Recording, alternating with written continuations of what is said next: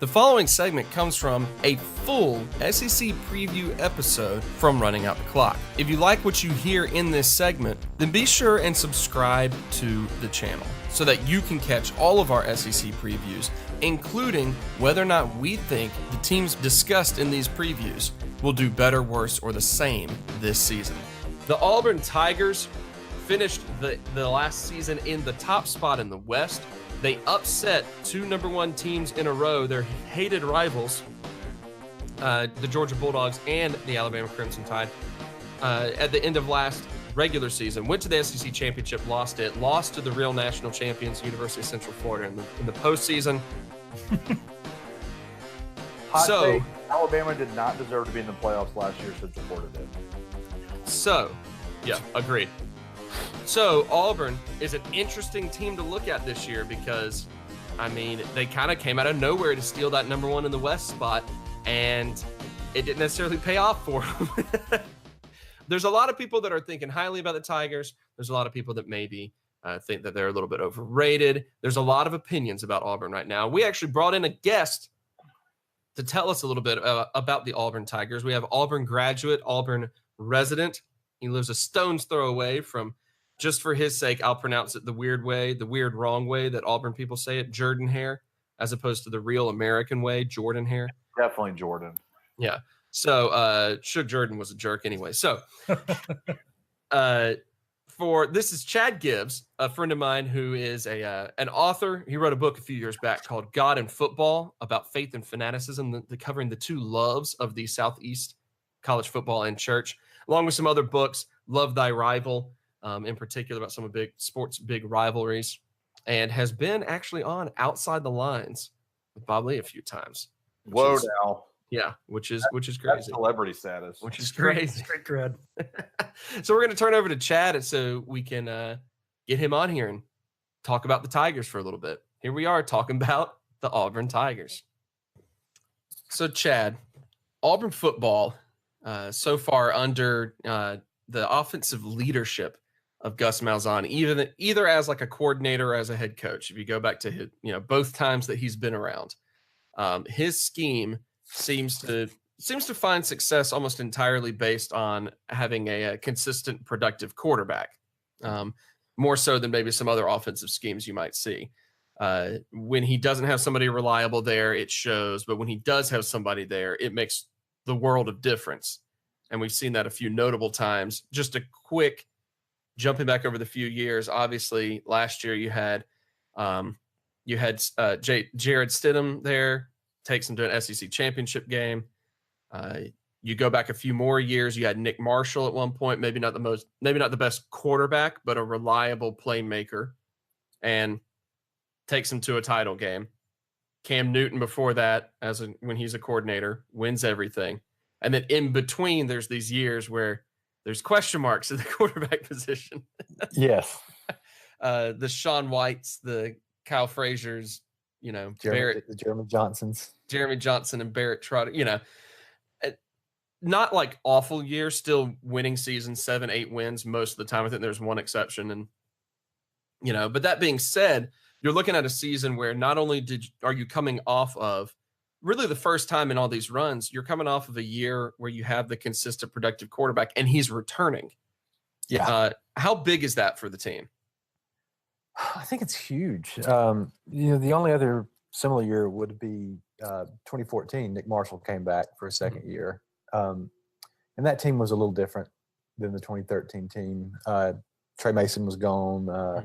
Greg Robinson, the big left tackle. And that was what that team lacked was you get down in the red zone, get down on the 5-yard line. And, in 2013, they would just run those read options to the left side, and either Marshall or Trey Mason would dive in. Yeah, one of them had it. You just kind of knew it. And in 2014, we would run 3 plays and not score, kick a field goal like every time. I think that Iron Bowl that year, Bama won 55-44, and I want to say Auburn had 5 field goals in that game, short field goals, like really short field goals, and that's. You're just like, oh, you could have punched some of those in. Right. But no, having Stidham back, and, he was he's experienced, but in a lot of ways he was almost like a freshman again last year. He had only played a couple games as a true freshman at Baylor, and then or maybe a redshirt, I'm not sure. And he took a year off. He didn't even play. He took a year off and like just kind of hung out. Yeah, it's one of the stranger situations that I've went seen. to a high school. He was like on a high school scout team, I think. And so last year he was like a very experienced freshman in a weird way. But he played really well, and by the end of the year, he was playing great. And yeah, everyone seems pretty excited about having him back and what the offense can do next year. The schedule is it's flipped. It's you got those two big games on that you had in Jordan-Hare last year, where you played number one back-to-back at home. Right, you got to go to Athens and to Tuscaloosa. Yeah, but with a more experienced quarterback. So it's. But no, that's going to be key this year. It's going to be if Stidham can perform like he did last year. And I think all most signs point to yes, but it's football, so who knows? Yeah, you can never. Really tell. It's Auburn football, so who really knows?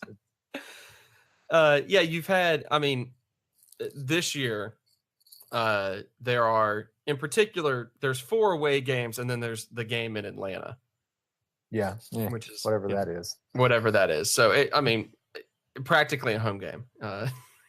Definitely against Washington. Yeah, exactly. We're 90 minutes away, and they're my in-laws, all being Washington people. I don't think they're traveling to that one. I don't think. But maybe the toughest opponents on the season all happen to be the away games as well, which is kind of a tricky thing. Not only do you have what you just mentioned, Georgia and Alabama on the road, you also have to travel to the 2 Mississippi schools. Mississippi State being a team that a lot of people are thinking could have a top 3 finish this season in the SEC West. Ole Miss has one of the best groups of wide receivers in the country. And almost definitely in the conference, but across the whole country. So, yeah, what are the road expectations? You got if last year was a good year, maybe as far as scheduling goes for someone like Stidham to come in and take the reins. This is you just said it's the opposite end of things. What are kind of the expectations for the schedule? My personal expectations is that it's going to be really difficult. That just that seems to be the trend the last 10 years. That these games they're just hard to win, and it seems like it's the difference between an 8-5 season and like an 11-2 season or something like that. I think that was something you emailed. We were sort of talking about the good seasons are usually followed up by 8-5, and that seems to me to be a big part of it. Is 2010 you got Bama actually Bama was on the road in 2010, but the schedule seems to flip, and you're going to see these tough practices, and that's the challenge. It's the schedule, the actual the ordering of the schedule seems to set up pretty good. Maybe apart from that first game at Washington, that's one of those who knows what to expect kind of games. It's a strange. It's hard to get motivated for because it's a big opponent to open the season, but also you're not top 10 game, but you're not you can't open it up at home, and so you can't. It's a quote unquote neutral site thing. It's just strange. Yeah, it's going to feel like a Peach Bowl, right? And not like like the national semifinal or national championship game Peach Bowl or whatever they call it when they play it there now. I'm talking about, like the old December 31st Peach Bowl where you're playing an ACC team that's kind of mediocre. Right. It's just the atmosphere. It can't. It's going to be different. And I don't know if we want to get into that or not, but my disdain for these neutral site games No, I'd love to hear why. I want to hear that now. I just don't know. You piqued my interest. I just don't understand them. I don't know why you want to college football. The thing it has going for it is the atmosphere. Right.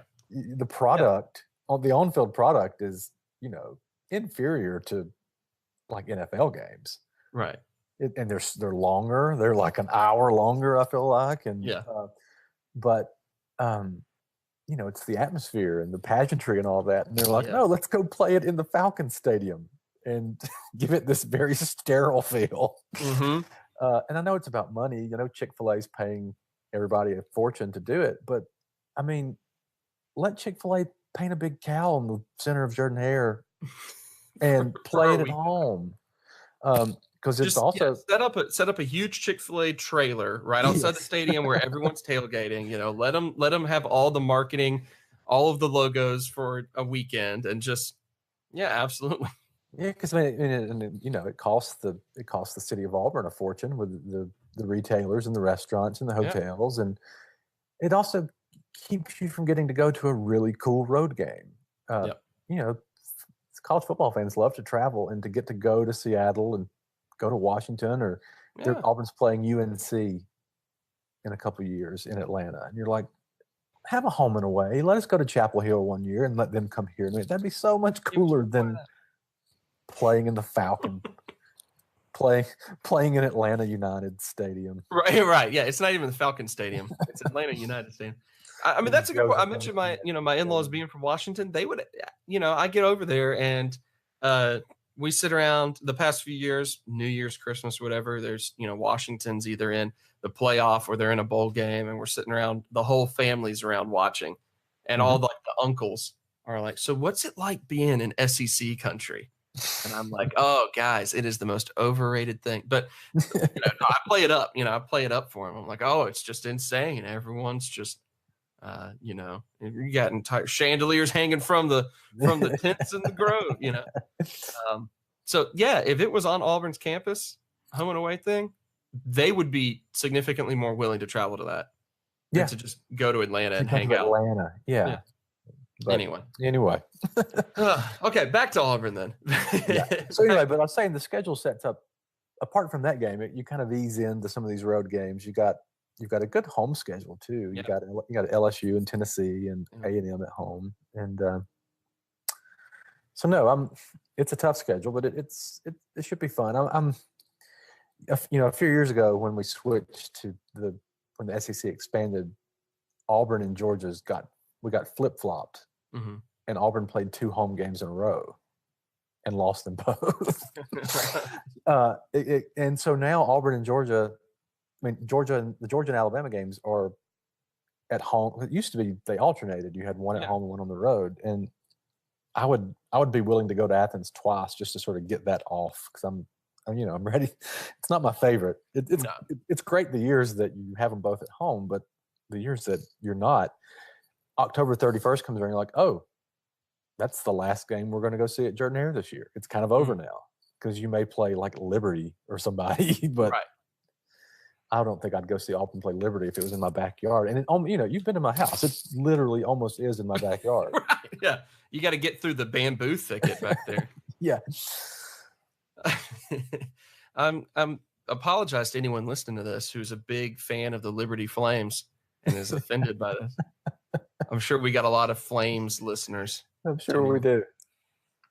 Do you think they'd say like Flames Athletics? It's always tricky when your mascot just is like a plural statement, basically. Like it's one thing. It's like, oh, the Tigers. You got one individual. It's like, I'm a Tiger, and this is Tiger Athletics. You can say that. Yeah. It makes sense. Don't just say like. Do you say Flames Athletics? Well, I mean, I guess Bama's, there's the Crimson Tide, but it's sort of similar.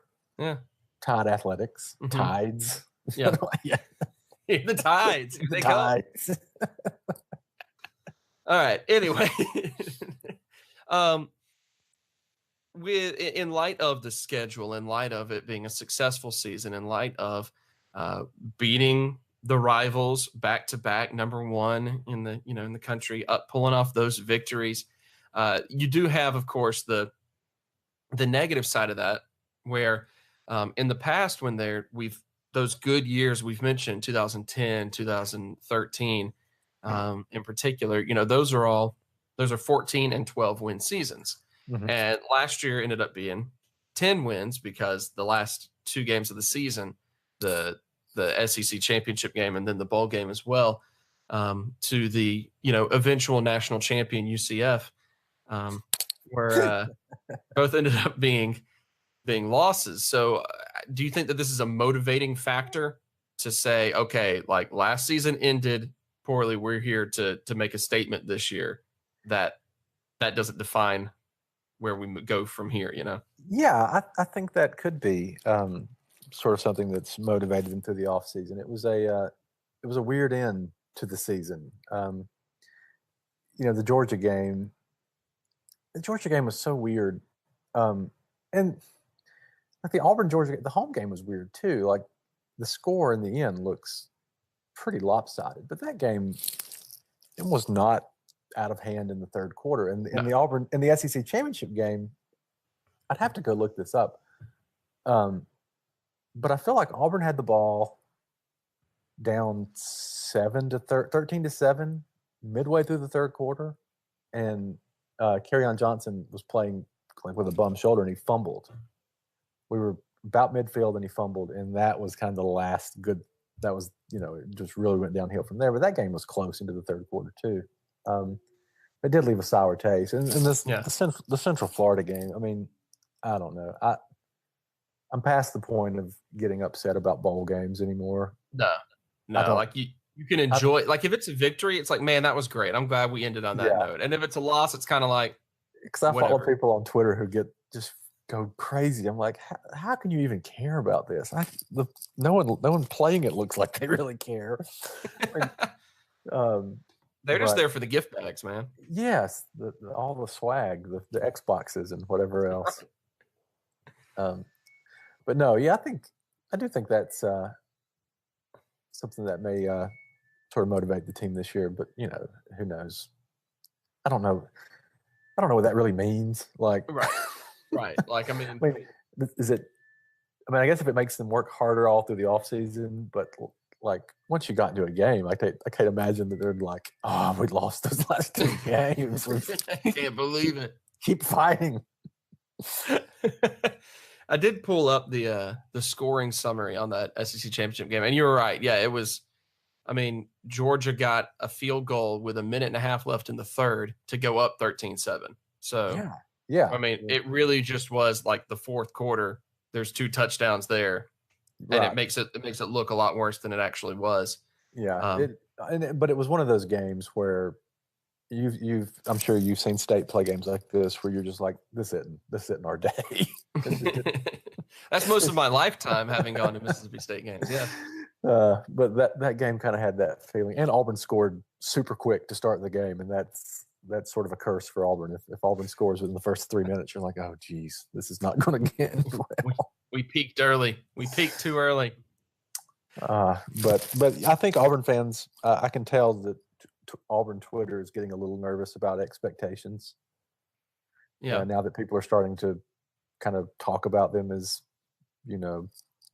what they might do this season. I don't know if you saw I'm not even sure who did it, which one of the sites did it, but since the AP poll came into existence in whatever 1941 or whatever, the most like preseason, the most like overrated and underrated teams of all time, or like the most, I forget, I don't know if that's how they worded it or not. Yeah, probably so. I haven't seen that. But Auburn's numbers are insane on there. I think they lead both categories.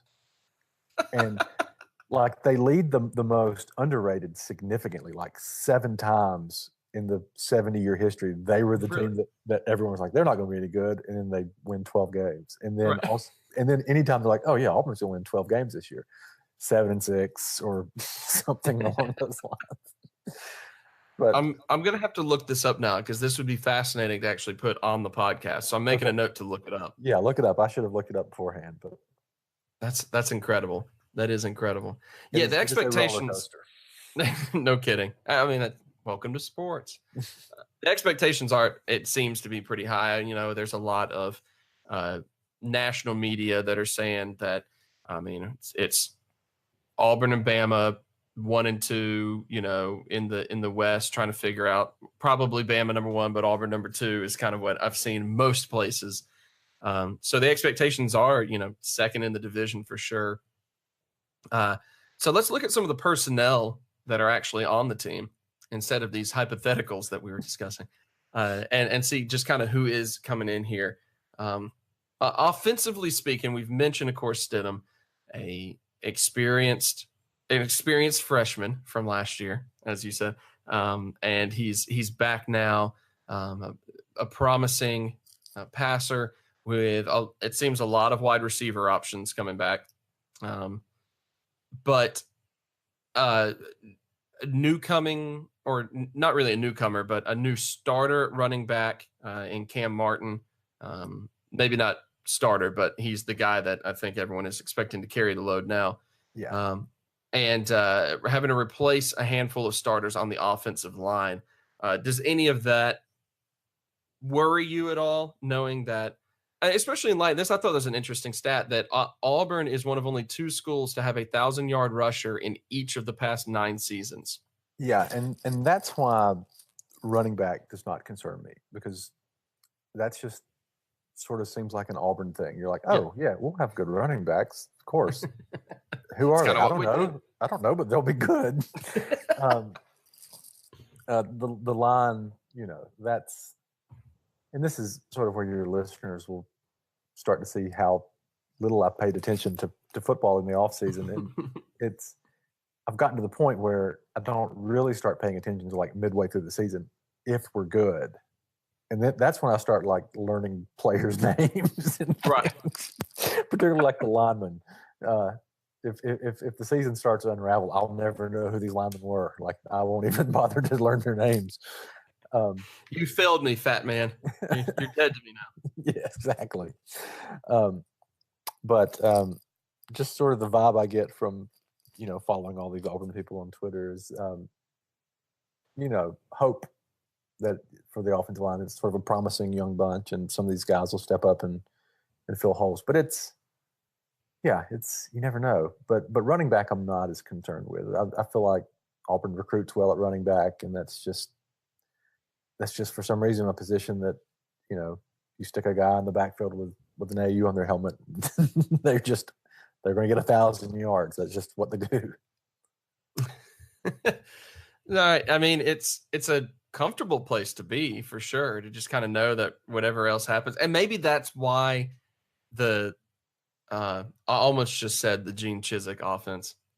I apologize. The Gus Malzahn offense is so like specifically quarterback oriented when it comes to like success levels. Like if they have, production from the quarterback, it's because it seems like it's just expected. There's going to be a decent rushing game. There's going to be a good running back there who's productive enough.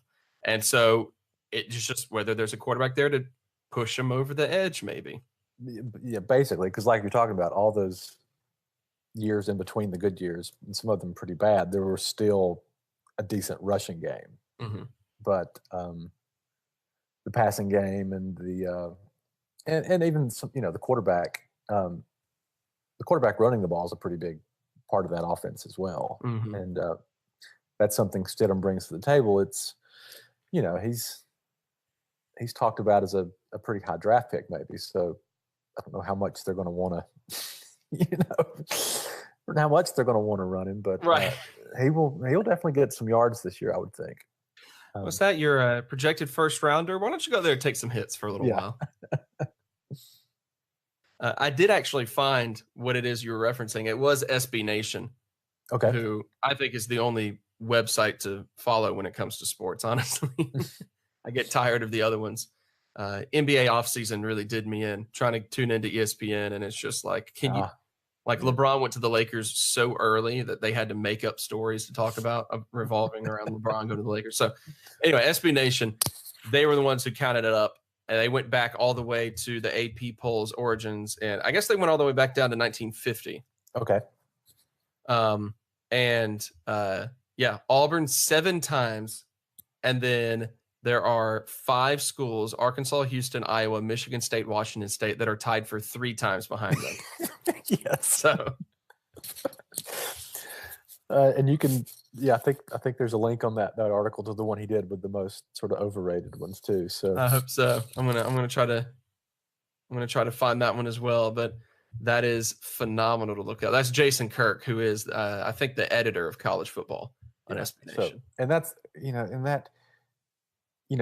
Auburn fans just love the underdog role, and they cringe at being a favorite, and it it bears out historically. Yeah, it makes a lot more sense.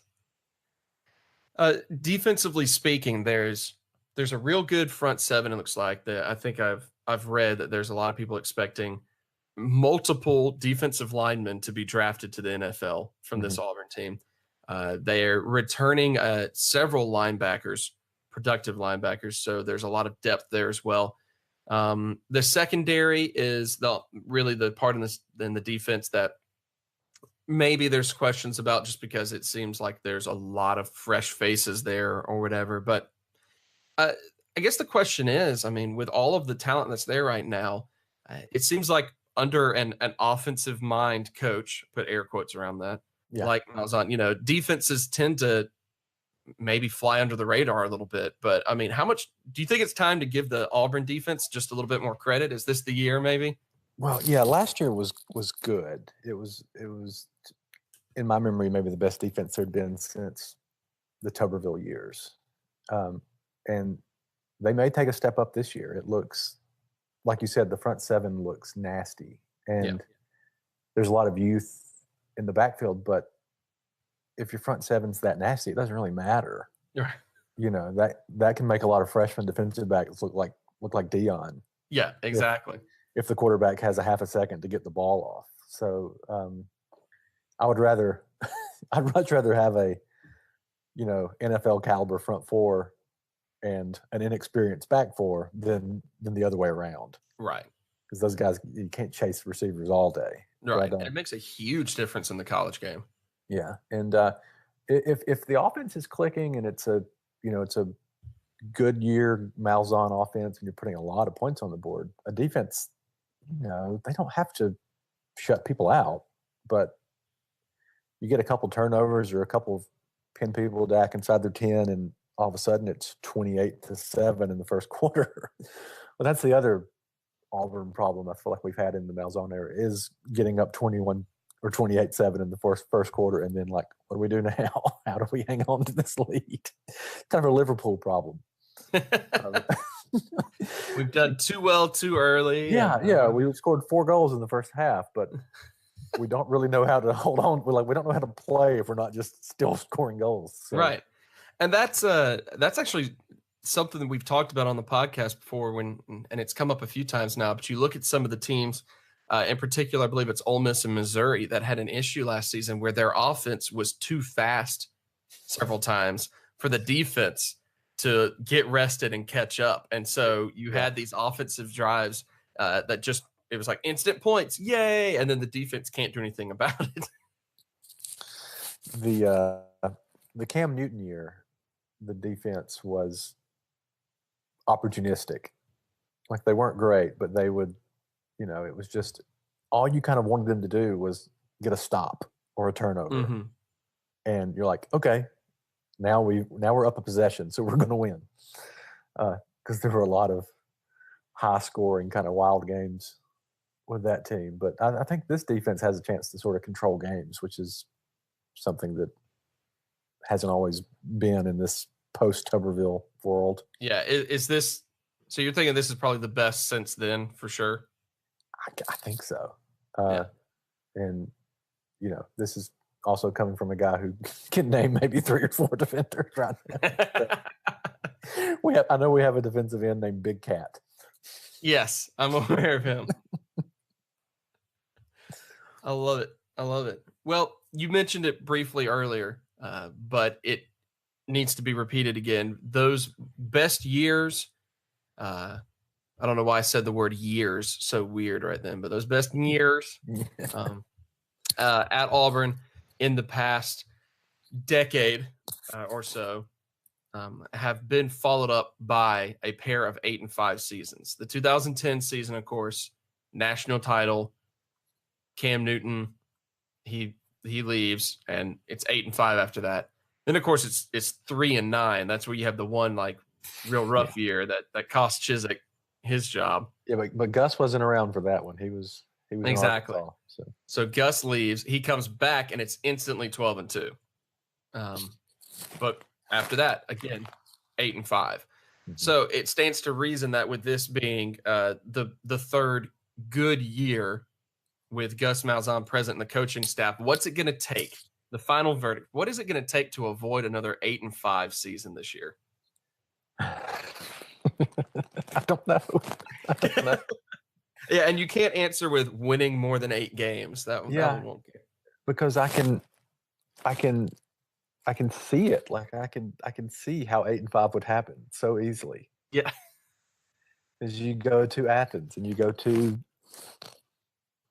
Tuscaloosa and you start the season with number 6, and like you go to State and LSU comes here. You know, it's an A&M. Who knows? I mean, it's. And you can't overlook that Liberty game, November 17th, man. You can't overlook the Flame.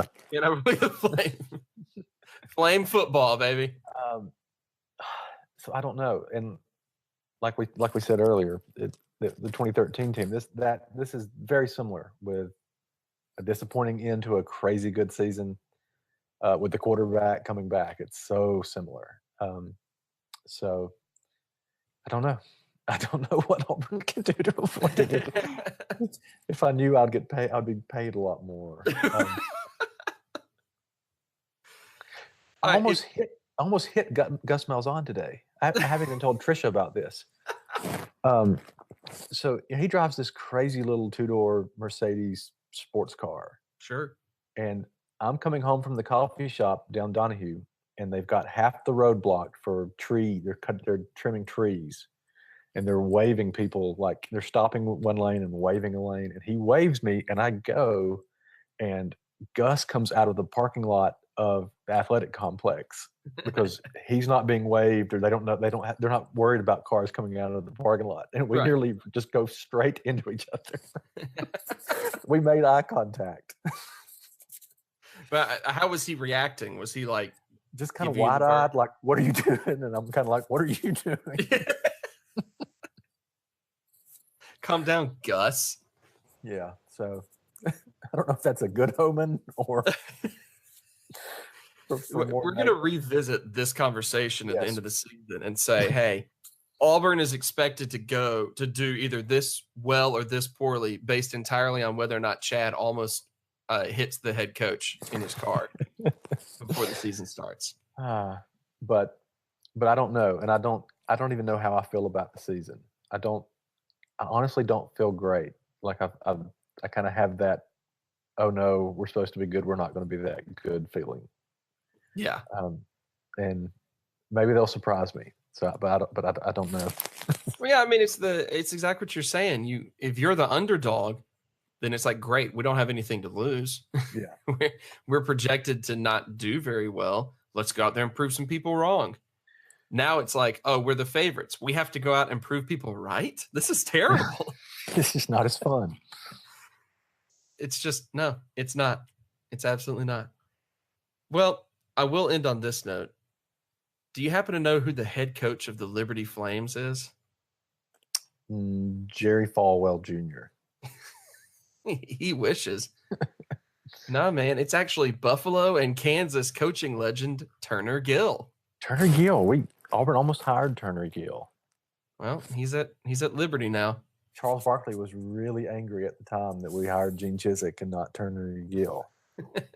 Bet he forgot all about that when that second year under Chizik happened, huh? Yeah, but in retrospect, it was kind of like, neither one of those probably was going to work out to great long run. But I don't know what exactly Turner Gill has been doing since 2011.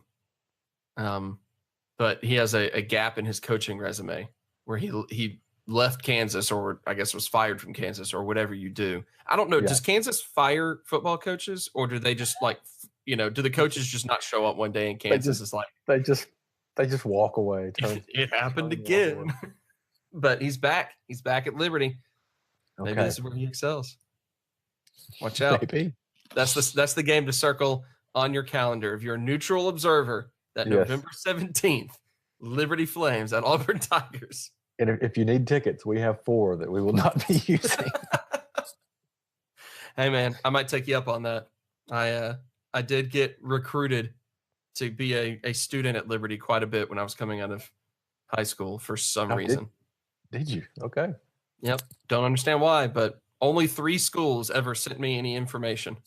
And one was Liberty. My youth minister played football at Liberty. He started at Auburn and got mono and lost a bunch of weight and got sick and transferred to Liberty. And while he was there, he and a bunch of other offensive linemen started a power team. You familiar with power teams? Yeah. Okay, so when he got to my church, I was maybe an 8th grader. He started a youth power team.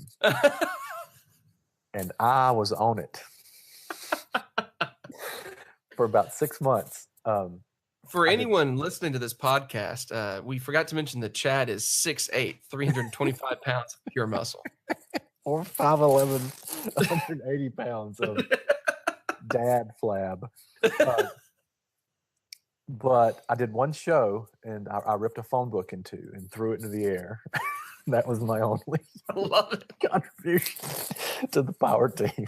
But hey, you learned the trick to the phone book. Yeah, if you have a phone book, man, I will rip it in 2 for you. I'm going to hold you to that one of these days.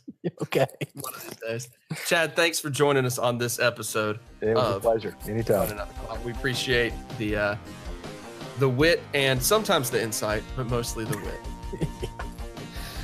Thanks again, Chad. All right. War Eagle. Thanks again for listening to this specific individual team preview. If you want more content like this, be sure to subscribe to Running Out the Clock so you don't miss any more of our SEC previews leading up to this season. You can find the full episode that this comes from by searching for our 2018 SEC Preview full episodes. And you'll want to listen to that because we give a verdict at the end of whether or not we feel like the team mentioned will do better, worse, or stay the same. For Running Out the Clock, I'm your friend Joseph Craven. Thanks for listening.